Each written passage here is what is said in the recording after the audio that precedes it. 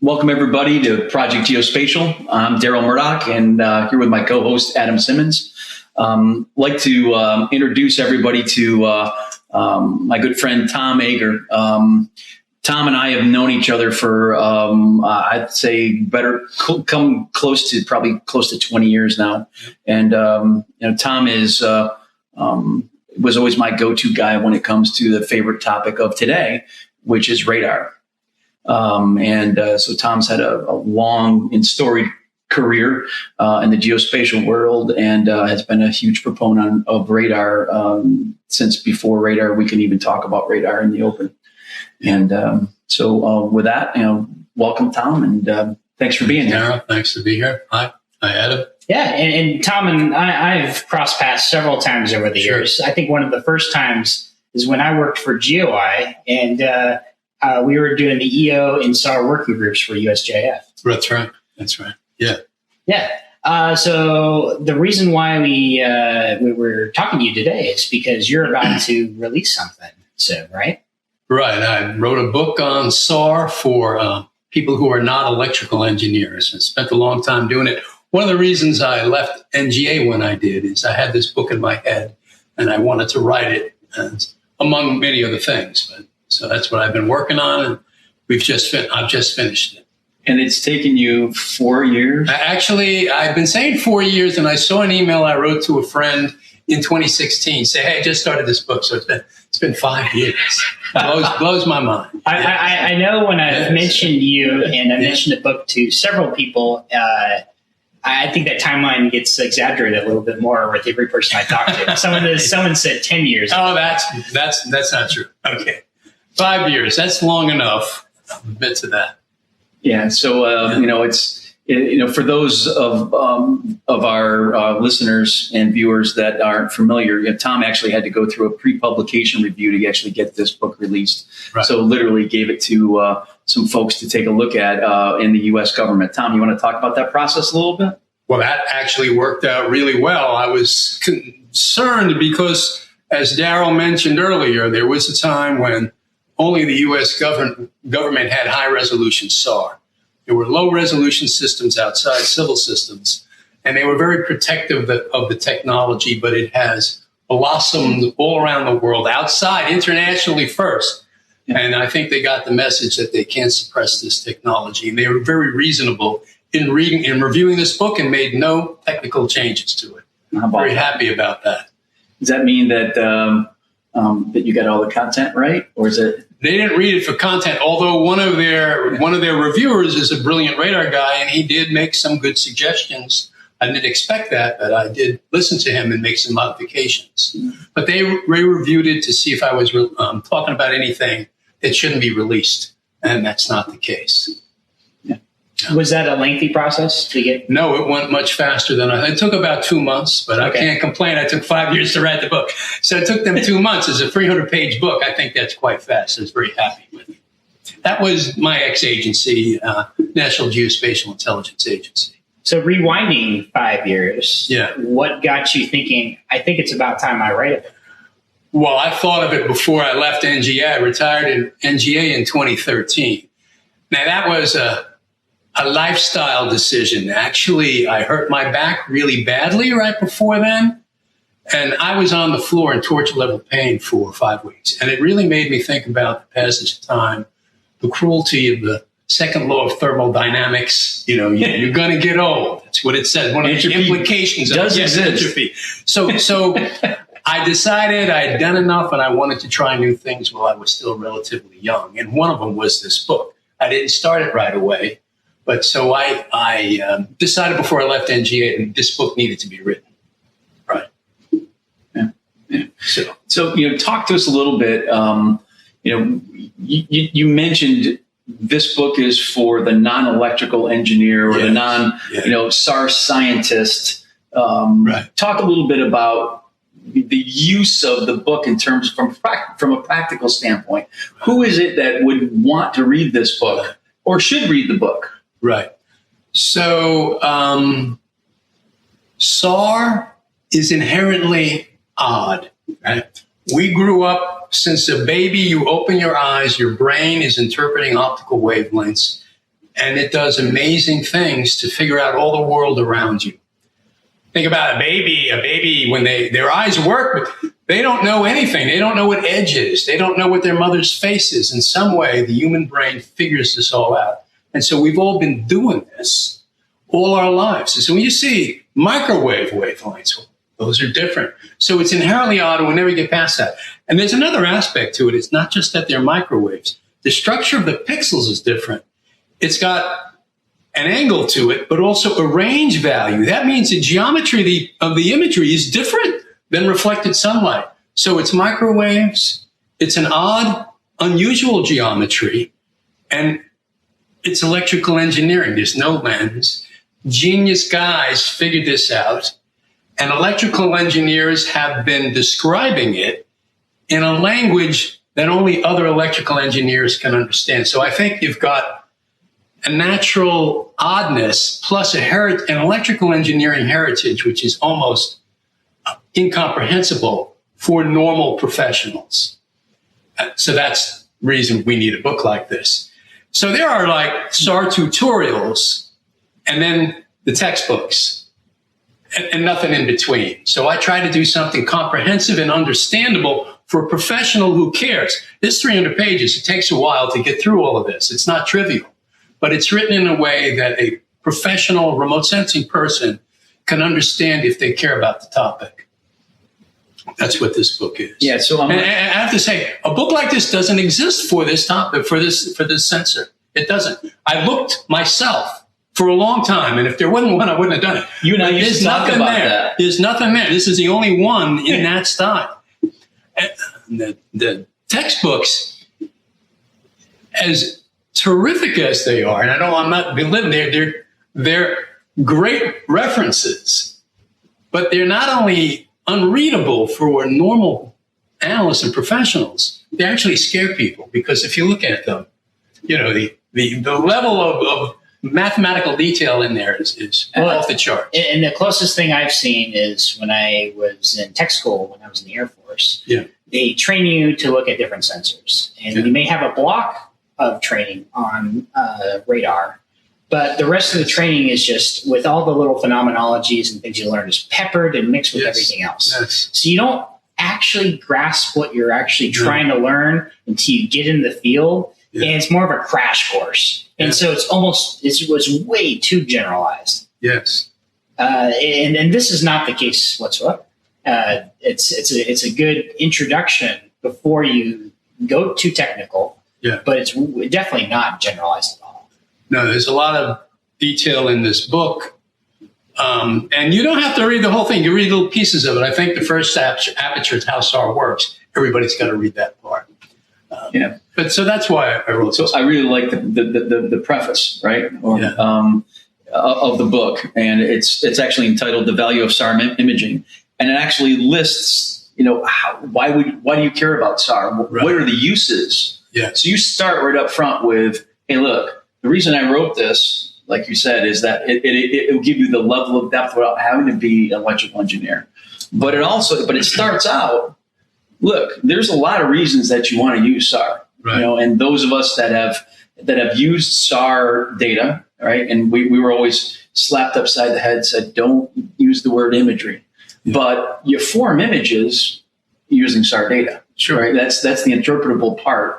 Right. And so, you know, can you give our viewers sort of an understanding of, especially for folks that are not used to using SAR, right? Why do you use SAR? Why do you care about SAR? Well, of course, we live on planet Ocean, and this planet has clouds on it, right? And I think NASA did a study about 65% of the planet's surface at any one time is covered by clouds, and over the oceans, it's even higher than that. So, of course, we need something to see through the clouds. That's the main reason. But there's other reasons. The illumination is coherent, like a laser. The light from this, the waves from this light are all haphazardly offset from each other, from this light, from the sun. It's kind of mayhem. But a laser or a radar, the waves are all in sync like this. And so that means they're coherent, and we can measure phase with a SAR. So you can do things with phase information, just not possible with optical sensors. So it isn't just that it gets through clouds. You can make remarkable products from phase information. And SAR is really good at change detection. So lots of applications. Yeah. So the one of the anecdotes I've shared with a number of folks is many moons ago I did aerial photography, and I was mostly a camera operator and occasionally a pilot. Yeah. The company I worked for got a job flying the entirety of the Hawaiian Islands, and the spec called for, and this was a government spec. This was not their spec. Called for 100% cloud-free imagery. Yes, over Hawaii. They were there for 4.5 years. Yeah, sure. They spent like first year and a half basically getting most everything done, and the last about 3 or 4%, Mauna Loa, Mauna Kea, no way you're going to get it done. So it's just, kind of gives you that, it just illuminates, no pun intended. Good thing it's not in South America. Yeah, I mean, some places on the planet are virtually never without clouds. That's right. And so it's a huge issue. Oh, by the way, the planet's dark half the time, so we can get pictures in the dark. Yeah. Far northern and southern areas are dark for a long time. So not just clouds, darkness, phase. Yeah. So also in your preface, you actually, I love how you laid this out, and this is all again just in the preface. You talk about the outline of the book, right? And you talk about how you have. Each one of your chapters you call an aperture. Which each section is an aperture, and each aperture has chapters in it. Yeah, and so which was your favorite aperture to attack? Did you have one? Interesting, yeah. Well, I was trained as a photogrammetrist, so the geospatial aspect of SAR for me is very interesting. And in fact, in our community, I believe it's confused at the moment. So the geospatial aperture in here is really important. The first one, how it works, is fascinating. But the one that I find really interesting is noise on SAR. What is noise? How do you talk about noise? Why is it a problem on SAR? That's a really interesting topic. It's usually so complicated, it's too difficult to understand, but it really is not. It's actually a poignant story. There's emotional parts to this book. Would you like to describe why noise is a problem on SAR? Absolutely. One of the things about SAR that is astonishing, when I first saw these, the equations for resolution, coming from the outside, I'm not a trained electrical engineer or a SAR scientist, I'm a photogrammetrist. When I saw the equations for resolution, I couldn't believe them. In fact, I call them the beautiful equations in this book because they're very, very simple and they describe the natural resolution of a SAR sensor. But the aspects of them that are amazing is that they're both independent of distance. There's a resolution in the range. If I'm flying this way and I'm a SAR, there's a resolution in the range direction and sort of in the flight direction. We call that azimuth. They're independent of each other, but both of them have nothing to do with distance. That's amazing. You can't do that with a camera. You pull away, you put in a spacecraft, resolution degrades. The resolution of a SAR is independent of distance. That's astonishing. But noise, the signal, that's not independent of distance. When we send a signal to the ground, boom, there it goes. It might be, let's say, 1,000 watts. Well, I have to send this from a spacecraft. It's a long way away. Not only that, I can't send it straight down. It doesn't work. I have to send it at an angle, which makes the range longer. So, boom, off it goes. As the signal goes towards the ground, it spreads out in space. Its power stays the same, but its power per unit area degrades with the square of the distance. So imagine I send 1,000 watt pulse down to the ground. Bang, there it goes. It starts to spread out. It's as if the surface, the skin of a balloon opening up gets thinner, right? So by the time it hits the ground, it's really weak. It hits something, only a portion of this weak signal is reflected. It goes back, right? And it opens up as it goes back and degrades with the square of the distance. So if it's 1,000 watts when it leaves, what do you think the strength of that pulse is when it gets back? I calculate, it's in the book. When I first did this, I made a mistake. Let me check it. I had somebody check it and check it again, 10 to the negative 17 watts for a typical response. Wait a minute. So it's 1,000 watts when it leaves. The echo, the intensity of the echo 0.000000017 watts.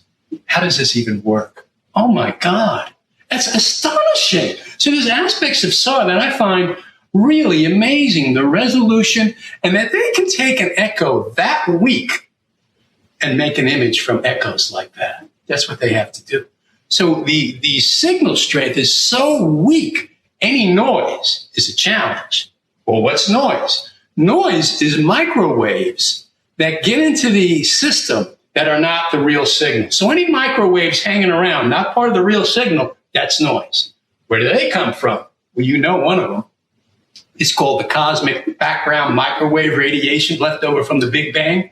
Those are microwaves, and the receiver can actually detect them, and they end up on a SAR image as noise. So another piece of, well, at least a question I always had when I was during training was, what about background noise coming from ground radars pulsing up? That can happen. Let me finish this. So that's really not so much noise, but an interfering signal, yes, and it can show up in the image. So you've got the microwaves left over from the Big Bang that actually, they're not really a big source of noise, but they're there. They're microwaves.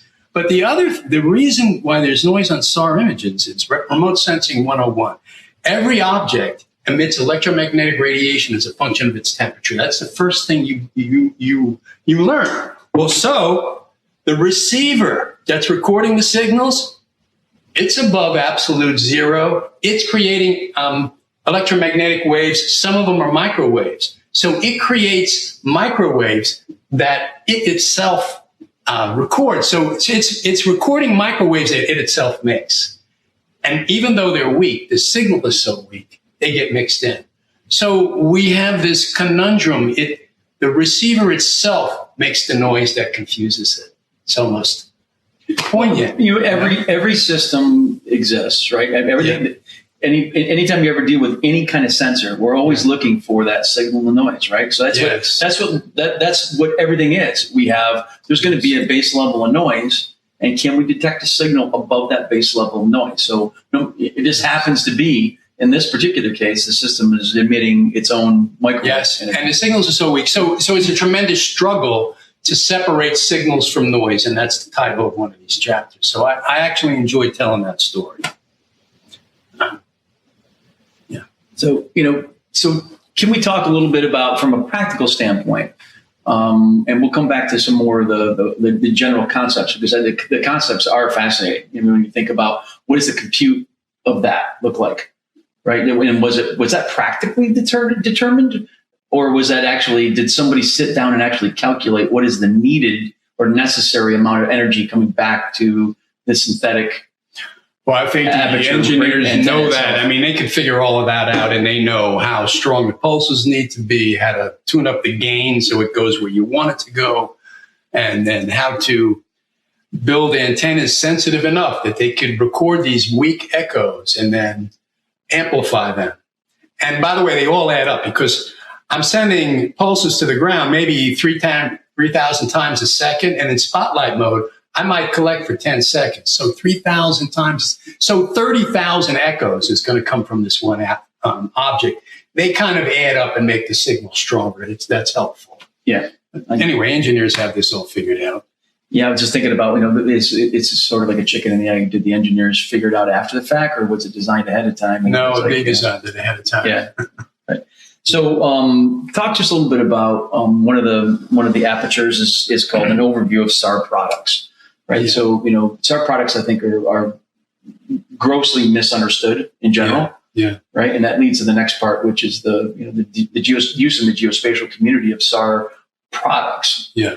Talk to us a little bit about those products. What are they? What should folks be looking for? How do you know that it's what you need? Yeah.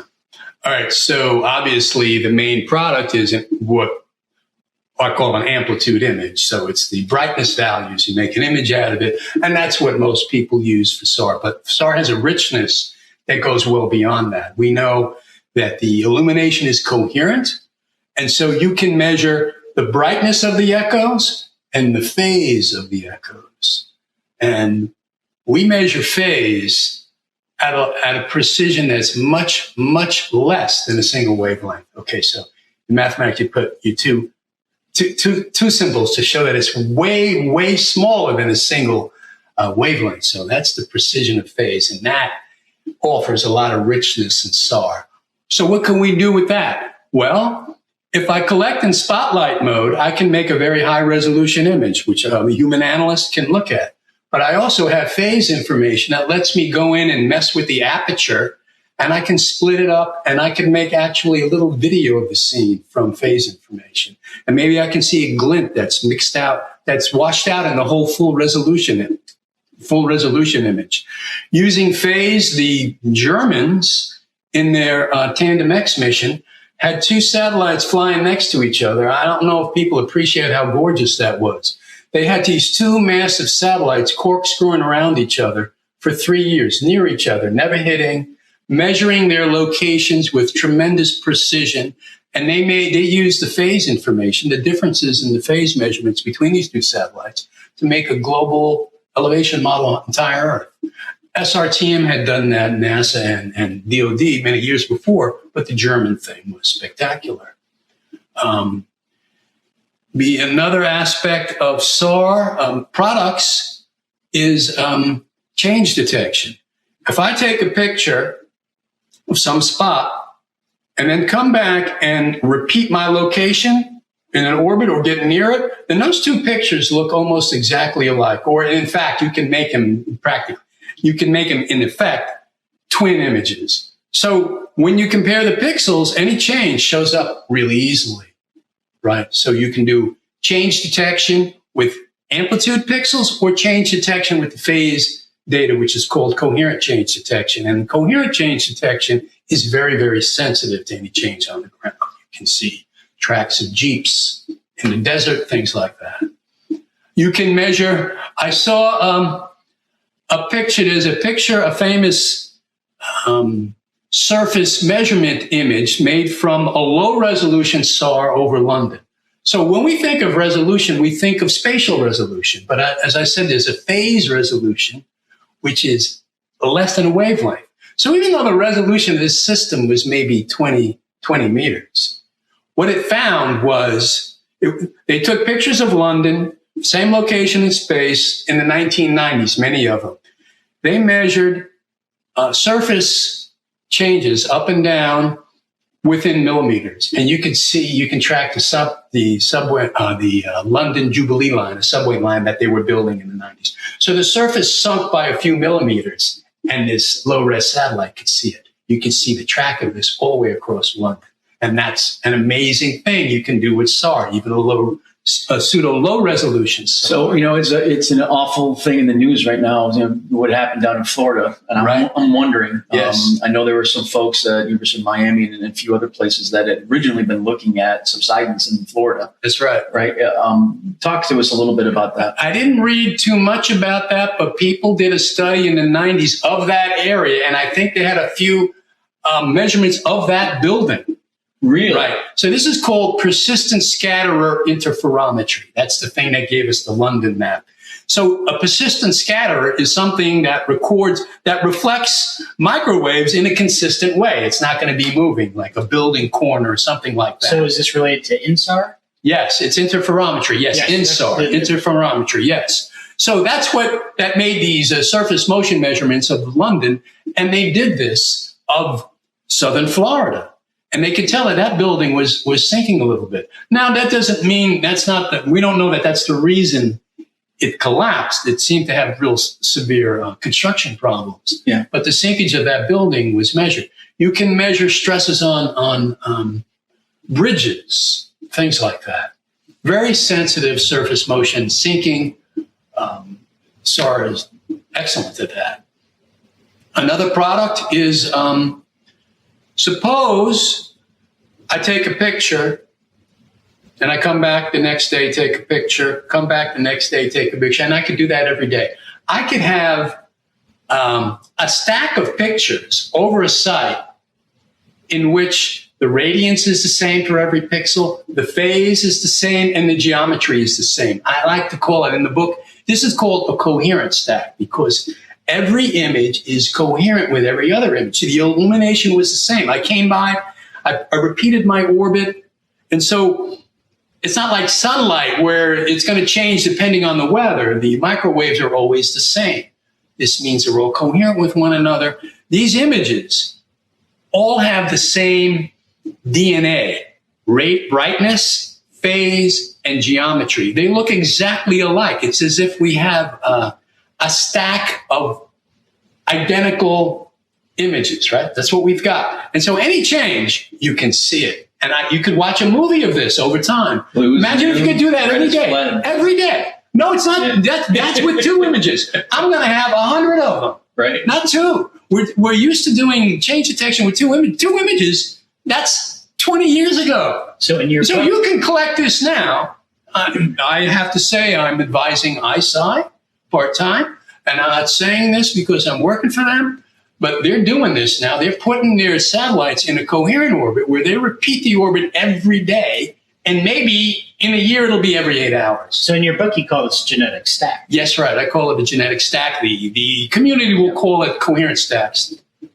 That's right. So and traditionally, that was something that was very planned out, right? In traditional satellites and traditional mission plans, especially with aerial providers having to fly the exact same flight path every single time to get the coherent change detection going, so you can do similar types of measurements. Yes. Can you talk about why or how genetic stacks have changed even more in the emergence of commercial technology? Okay, the reason it's going to change is the emergence of the little SARs. The little SARs are going to change a lot of things.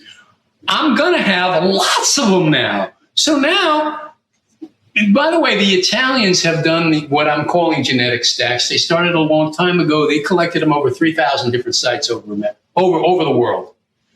But the repeat cycle varies. But with a little SAR, if you put it in that orbit, it can get a picture every day or every few hours. This has never been done before. So give me a place you care about in the world, and I can guarantee you I can get you a picture over that site every 8 hours. Imagine that. That's what we're going to be able to do with the little SARs.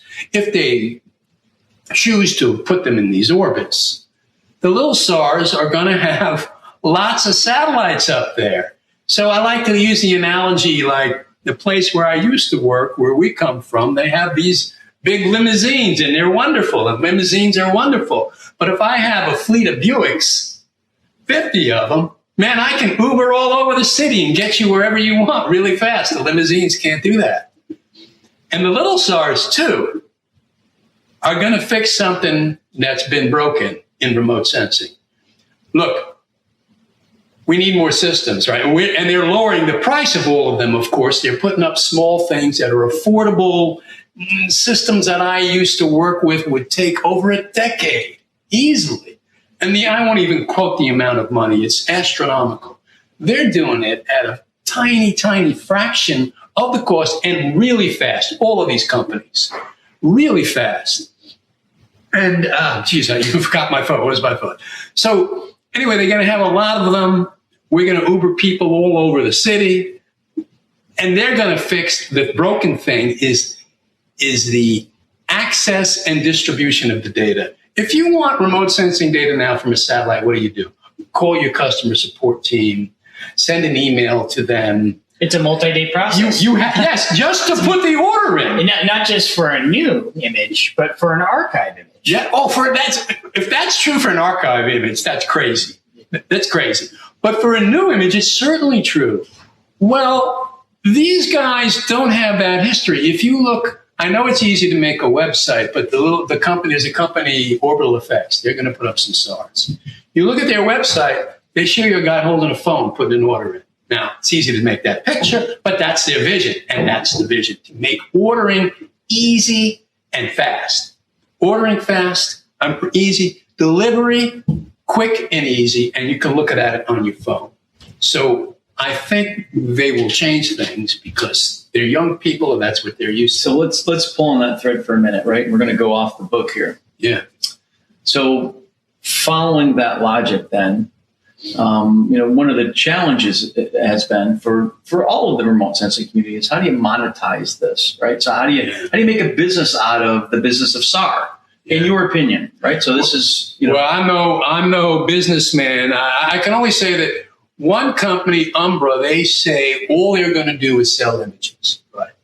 They believe they will make money just selling images and not doing anything special. They sell the data, and people are going to use it to do things with. And they will make money. You mentioned Umbra. I think they just got their satellite up yesterday. By the way. Yeah, that's another astonishing thing. Look at that. That rocket launched 80 satellites. 80. There's a SpaceX. And there were 6 radar satellites on there from ISI, from Umbra, and from Capella. Good luck to all of them. I want them all to succeed. But so Umbra believes they can make money just selling data, right? Other people are going to do analytics themselves. And how they make money, I really can't say what it costs them to build and launch all these things. I do believe if you do this right, you could sell out the capacity of your system. Well, and I've heard that the new providers want to do something like make a lot of their archive imagery beyond a certain date completely free, which is unheard of. Yes. And then also have, aside from the actual distribution, acquisition of imagery, licensing always been a concern as well. Big deal. And I believe that some of the newer providers even want to make Creative Commons for their licensing. I saw that. Be a huge, fantastic. Okay, so I want to talk about the money and then get back to that in a second. So I used to say the little SARs will make SAR commodity. I don't say that anymore because I don't think they're going to be commodities where they're that cheap. But they'll be much less than, up to now you'd have to pay like $6,000 for a spotlight image. It's not going to be that much money. But it also won't be a commodity. Why? Because they're little, it gives them a lot of advantages. You can have them a lot. You can have a lot of them. But because they're little, their batteries are little. Batteries are heavy things. So they can't collect for many minutes in orbit. Radar sat, I think, could collect maybe 15 minutes per orbit. These little guys, 2 minutes, something like that. So much less. So a particular satellite can collect much less compared to the much bigger ones. But you're going to have a lot of them, so you'll have volume that way. So I think they'll be able to get images really quick, but sort of for an elite customer set that can pay for it. Yeah. That looks to be the military, There are a lot of environmental applications for SAR, looking at ice, looking at glaciers, looking at flood damage, earthquakes. But up to now, it's been the military customers who have the money, and I believe we need to consider as a nation to get imagery money into the civilians' hands, more of it, because they're used to using Sentinel, which is free, Landsat, which is free. These sensors have real utility to them, but they're not free. Yeah. And I don't think they're used to paying much for imagery. You have to fix that. But we're also introducing new use cases where it's not only single images that are the on demand now, where you actually have entire business models wrapped around things like machine learning, which need thousands of images to produce training data sets. Yes. And that's the barrier to entry for working in the SAR side. I want to get to your other. All right, we'll get to that in a second. I want to get to your other one about licensing. Okay. So when I was young, we used to call these images crown jewels. And, oh my God! So buying jewelry is a slow process, right? You go see the jeweler. They're expensive, and so you don't just let anybody have your jewelry. And so we put all these licensing restrictions on it. I think now in today's world, that's a big mistake. Are other people going to buy it? And by the way, the value of the image is when it's fresh. It's like getting vegetables. I need fresh vegetables. And so to restrict it via licensing in the old style, I think is a big mistake. I think the little SARs are lightening up. And I don't know who said Creative Commons, but I saw that. One of the companies said that, and I'd love to hear that. That's a great idea. Let people use it and share it, and don't worry about selling it twice. You're not going to sell it twice. Yeah, especially the archive data. Well, but you know what? It gets the radar out there more too. That's right. And by the way, the military, if they're the customers, they have coalition partners. They need to share it, and first responders need to share it. Yeah. Let people share it. You will make more money, I think. You talked about machine learning. I talk about the demands of the business model. The number of images you need for that. Yes, it's astronomical. And again, I'm no expert in it, but like you need 1 million pictures to have a computer figure out what a cat is, and they're really good now. They're good at finding cats and dogs. The problem is you need a lot of them. I know. So what are you going to do?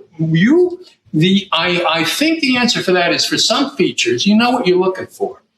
This kind of a truck or an aircraft. So you make a 3D model of it and you make simulated SAR images of it from all different angles. And those simulated images look pretty good, and use those to feed the machine. And I know there's a few companies doing simulated sensors, and they're very, very good. Now, they're very good at, we'll call it at a glance from an imagery and analysis perspective. Yeah. But are they good at simulating all the other aspects of SAR?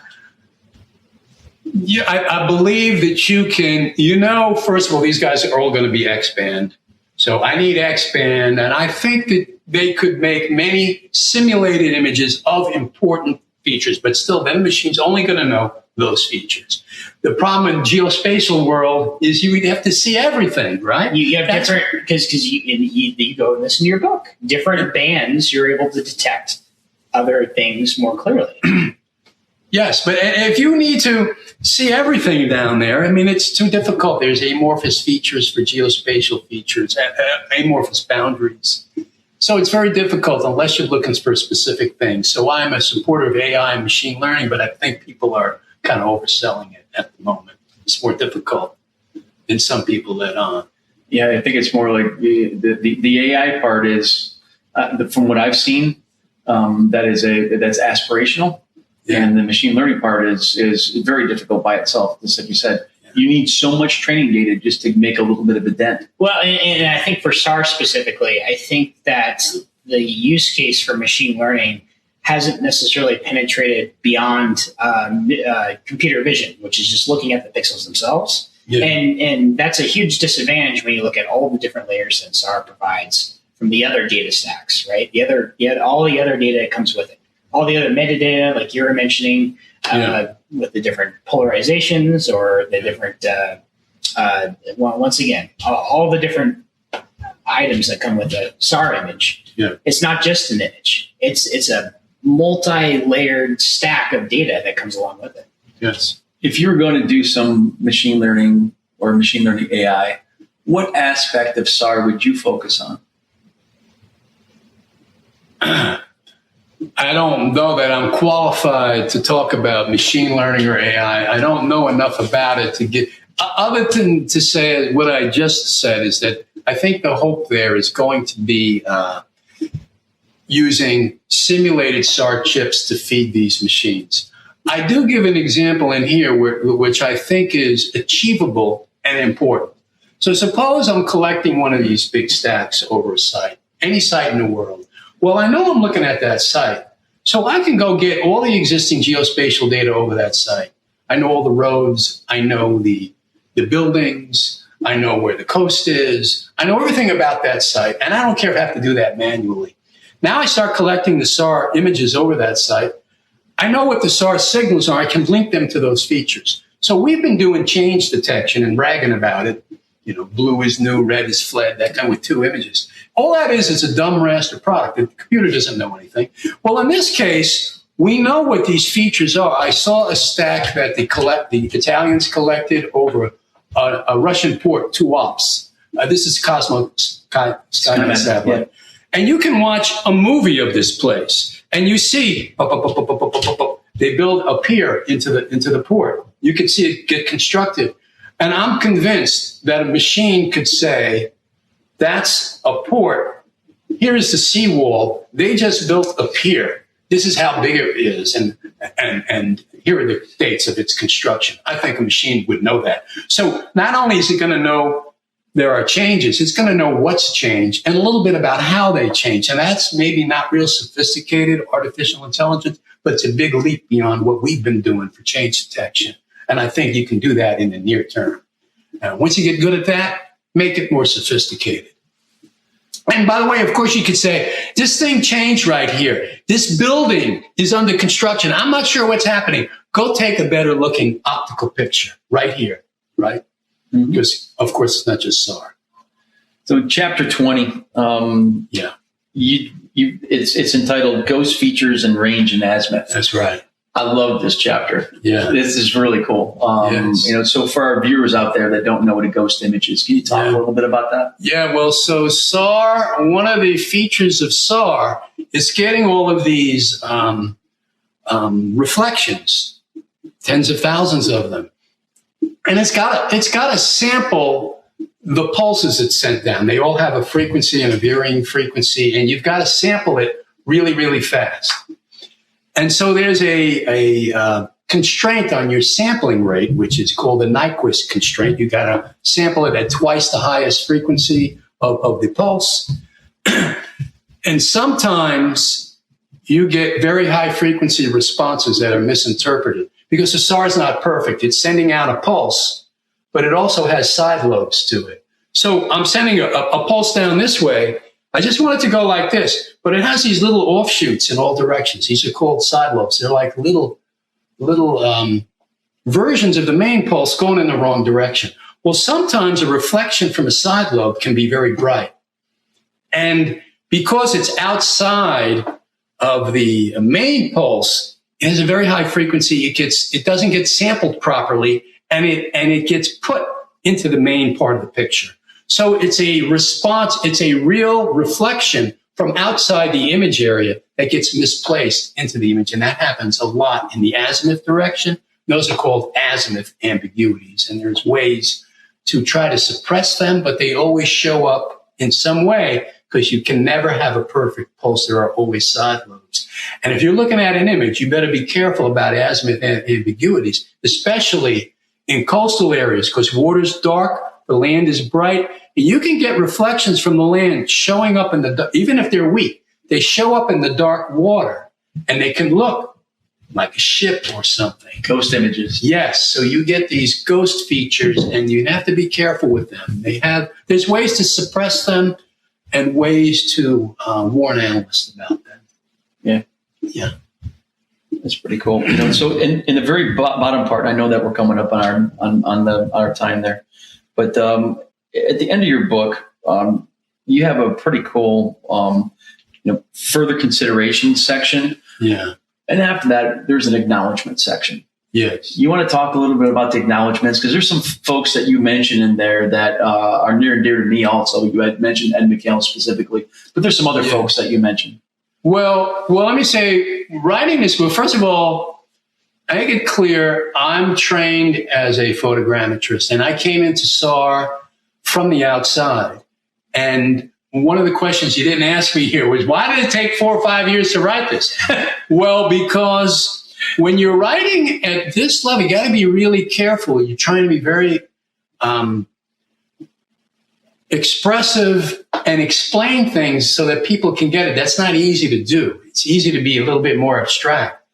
And I had to draw like 160 illustrations, and some of them actually a little self-taught on. Well, and you also mentioned that there's opinion in this book, which is different than a standard textbook. Yes. Right? So some of it, one of the reasons it took me a while, I had to ask friends to edit it. How are you going to, these people are busy, they work full time. And so a couple of good friends, Darren Muff, who worked for the Defense Science and Technology Lab in the UK in a classified position, now works for ISI. He read through the whole book.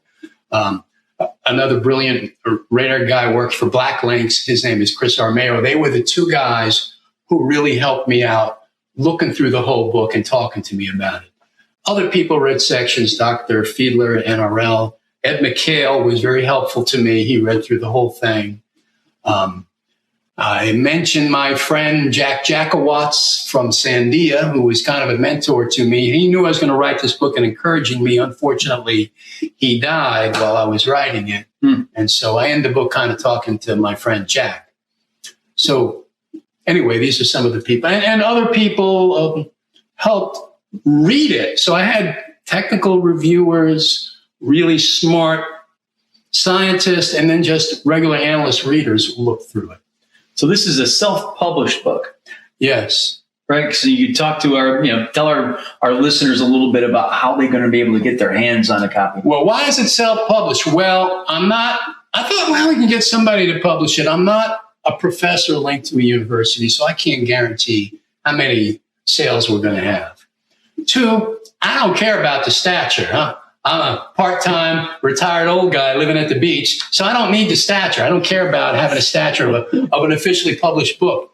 3, the book is clearly informal. I speak to, it has a little personality in it. It has blood in it, right? It does. And published textbooks aren't like that. They have no personality. That's the way they are, right? Well, published aside, I think more textbooks need a little flavor. Yes. They're so dry, but the material's so interesting. Yeah. And I think it's just a hypocrisy in that way. Yeah. So I wanted to control the tone of the book. And I think if I had a real publisher, it would have sounded corporate, be a different book. I don't want that book. But it's going to be on Amazon. You can get on Amazon. And you can self-publish on Amazon so easily. Yeah. So it'll be on Amazon sometime within a few weeks. And you and I had chatted earlier in prep for this discussion. Also, you said that one of the other reasons that you self-publish is that you anticipate being able to update it on a fairly regular basis. Right. You can add more content. I can update it, after I get some feedback. It's very easy to update. So for anybody out there, complete control of it, that's thinking about writing a book of any kind, what Tom just outlined are a lot of good reasons to self-publish. Yeah. It's not without peril, but it's a great read. It's a dense read, but it's a great read. Yeah, and my favorite part of reviewing the book was these little anecdotes that helped me understand some of the technical aspects that go on. Like I'd be reading through, it's like, whoa, we get some pretty heavy math. And then I was like, I got to think about it. But also then you talk on an anecdote about what happened in your life at that point in your career to help me understand the concept better. Yeah. And I love that aspect. And not to kind of go back, I know we're ending the discussion soon, but I love what you pulled, chapter 15 here, what you pull a specific quote from Robert Pirsig, Zen and the Art of Motorcycle Maintenance. The solutions are all simple after you've already arrived at them, but they're simple only when you already know what they are. All right. So let me comment on that. Sometimes it's really difficult to see obvious things. And if I have done anything, I'm kind of misunderstood. I always called myself a technically skilled program manager. So I managed the SAR program in NGA, the development program, and I was the face of it. And I got a lot of notoriety for that. But I worked with brilliant people. I just mentioned some of them. Jack Jakowatz is the first guy I hired. So I worked with people who were way smarter than me. Right. But I was smart enough to know what to do and to advocate for it and fight for it. So I didn't write the book or because I'm so smart, it's because I struggle a lot to understand it that I thought I could write this good book. But one thing I'm good at is thinking about intro material very, very carefully and don't skip it. If you consider that remote sensing 101 statement, all objects above absolute zero emit electromagnetic radiation as a function of their temperature. Well, why? Why is that? Ask yourself a few questions and you end up in the quantum. Nobody understands the quantum. So the very foundation of remote sensing is in quantum physics, which is fascinating. If you take the time to sit and think and ask yourself simple questions. What does it mean for a train to enter the station at 7 o'clock? What kind of question is that? Albert Einstein asked himself that question, and the answer was the special theory of relativity, right? So, many years ago, Dr. McHale from Purdue University asked me, he was writing a photogrammetry textbook. Tom, can you write the SAR chapter? I'm trained as a photogrammetrist, and I was learning SAR at the time, but I didn't know enough to write that chapter, so I said no. Well, he pressed me, and I realized chapter's just beyond my reach, and that's exactly why I should say yes. So for months, I was immersed in SAR, thinking about the geometry equations.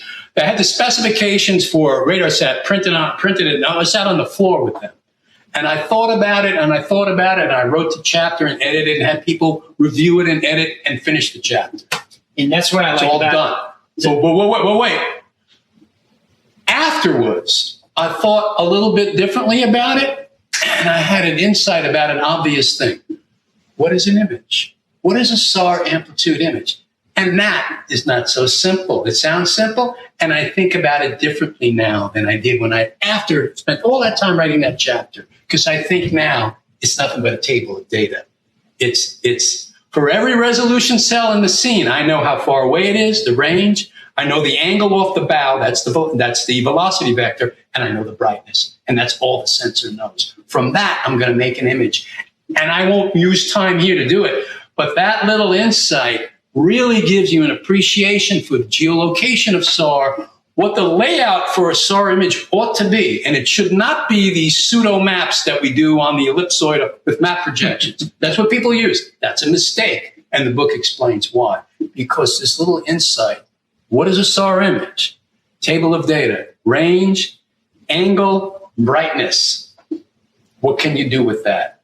And we will use SAR and improve our use of it when we understand the resource a little bit better and ask ourselves some simple questions about it. And that's why I wrote the book. And the stories you pull alongside your explanations help make the journey of learning SAR more relatable as individuals who are reading it. Even myself, I'm like, I'm trying to figure out the concept. Yeah. He just told the story on how he learned this or what he was going through when as you're explaining. And I was like, well, you're basically forcing me to go through the same experience you did as I'm learning it. Yeah, and after you get through the first piece, I agree wholeheartedly with you. You can pick out any chapter. It's not like you have to read it in sequence and think that you have to build and build. Pick a chapter you're interested in, go to that chapter, learn that piece once you've gone through the intro part. And it's not just a great book to read through as a first time, it's a great book to reference. As to keep going back to, like, I forgot. All of a sudden, I'm working in this area of SAR. Let me do a quick read and spin myself up on something, and maybe I didn't work in a couple of years.